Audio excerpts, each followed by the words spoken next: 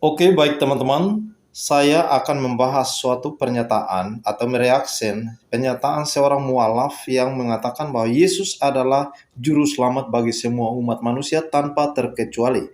Bahkan Yesus akan datang pada akhir zaman, bukan Muhammad, ya, untuk menyelamatkan umat manusia dari dosa. Nah, mualaf ini juga mengutip beberapa ayat Alkitab yang membuktikan bahwa Yesus adalah seorang utusan, bukan Tuhan. Nah, di akhir video ini teman-teman, saya akan menanggapi dan memberikan beberapa ayat yang mengatakan bahwa Yesus adalah Tuhan. Namun sebelumnya, mari kita simak dulu pernyataan mualaf ini. Kami Muslim percaya bahwa Yesus terlahir dengan mujizat tanpa campur tangan seorang pria. Dan kami Muslim sangat percaya sekali bahwa Yesus Kristus adalah Mesias.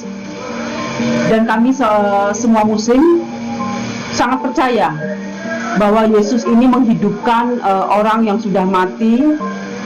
Semua itu atas izin Allah. Dan Muslim juga percaya bahwa Yesus menyembuhkan orang yang berpenyakit kusta dan orang buta atas izin Allah juga.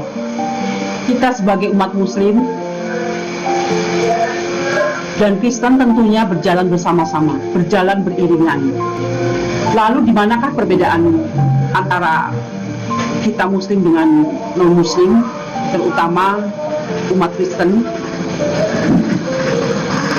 Perbedaannya adalah hampir semua umat Kristen percaya bahwa Yesus adalah Tuhan. Yesus berkata di dalam Yohanes 14:28, Bapakku lebih besar daripada aku.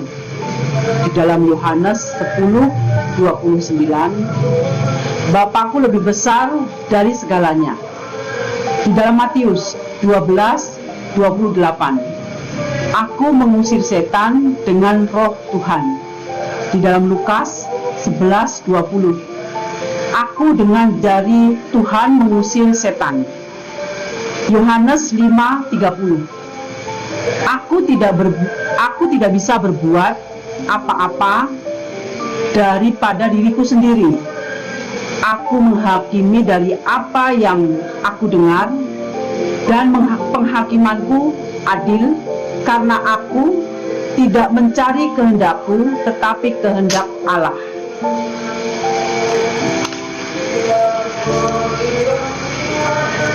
Di sini, siapapun yang berkata, aku tidak mencari kehendak sendiri, melainkan kehendak Tuhan, maka Yesus adalah seorang Muslim. Yesus tidak pernah mengaku bahwa dirinya adalah Tuhan. Yesus tidak pernah mengaku sebagai Tuhan. Sahabatku yang dirahmati Allah, yang kedua, menjawab pertanyaan kenapa Yesus akan kembali ke dunia ini untuk menyelamatkan umat manusia di akhir zaman nanti. Sahabat-sahabatku yang dirahmati Allah, ya, di dalam Al-Quran dan di dalam Bible, Yesus akan kembali lagi, dan ini jelas dikatakan tertuang di dalam kedua kitab suci tersebut tentang kedatangan Yesus yang kedua. Pada kedatangan Yesus yang kedua ini, nanti Yesus datang sebagai pengikut Nabi Muhammad. Dan Yesus datang bukan sebagai Nabi. Salah satu teman, dan ini juga banyak dikomentari beberapa sahabat non-Muslim, mereka meyakini bahwa di akhir zaman nanti Yesus akan datang dan menyelamatkan mereka semua. Dan mereka menganggap beliau adalah juru selamat. Memang beliau adalah juru selamat bagi kita semua, seperti nabi-nabi sebelumnya. Tapi yang jelas perbedaan antara Muslim dan umat Kristen bahwa kita menganggap Yesus sebagai nabi, utusan Allah. Ya, oke teman-teman kalian, kita sudah melihat dengan jelas, dan di sini saya akan menanggapi beberapa ayat, ya, karena mualaf ini sudah mengutip beberapa ayat Alkitab yang membuktikan bahwa Yesus adalah seorang utusan, ya, tidak lain dan tidak bukan dari kitab Yohanes, Injil Matius, dan juga Lukas. bahkan ayat-ayat yang lain yang berkata demikian.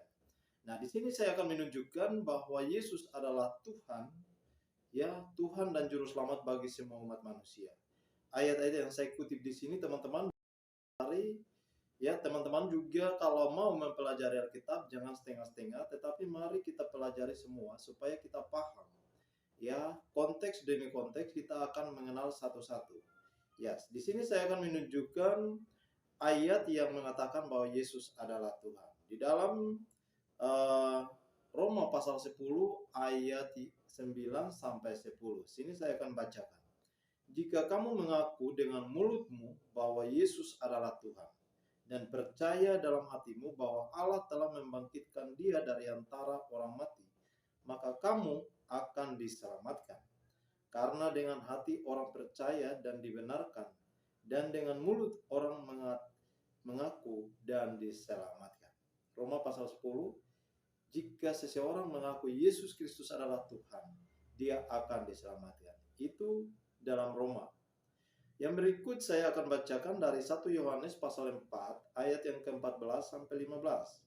Saya akan bacakan ayat yang ke-15. Barang siapa mengaku bahwa Yesus adalah anak Allah, bahwa Yesus adalah anak Allah, Allah tetap berada di dalam dia dan dia di dalam Allah. Ini menunjukkan bahwa Bapa dan anak itu adalah satu. Jadi Yesus adalah Tuhan, Yesus adalah Allah itu sendiri. Tidak bisa dipisahkan. Jika teman-teman butuh menjelaskan, maka kita akan menjelaskan nanti. Yang berikut saya akan bacakan di dalam 1 Yohanes pasal 4 ayat yang kedua, berbunyi demikian. Demikianlah kita mengenal roh Allah. Setiap roh yang mengaku bahwa Yesus Kristus telah datang sebagai manusia, ia berasal dari Allah. Ya, teman-teman. Di sini juga saya akan bacakan lagi di dalam Yohanes pasal 14 ayat yang ke-9. Barang siapa melihat aku, berarti ia melihat Allah. Ya, tidak bisa dipisahkan. Barang siapa melihat aku, berarti dia melihat Allah. Ini kata Yesus, ya. Berarti dia adalah Allah. Doa Yohanes pasal ayat yang ke-10, tidak, ya, percayakah engkau bahwa aku di dalam Bapa dan Bapa di dalam aku? Artinya Yesus Kristus dan Bapa adalah satu. Karena memang Yesus datang dari surga, meninggalkan tempat untuk menjemput manusia dan mengosongkan dirinya menjadi seorang manusia. Inilah yang dijadikan menjadi alat atau dalil bagi mualaf-mualaf ini. Ya, oke teman-teman, mudah-mudahan ayat-ayat ini boleh dapat membekali kita untuk mengenal siapakah Yesus Kristus, Isa Al-Masih itu. Ya, ayat-ayat yang dicopot oleh para mualaf-mualaf ini sesungguhnya mereka tidak menjelaskan secara mendetail. Demikianlah pertemuan kita, kiranya Tuhan terus memberkati. Shalom.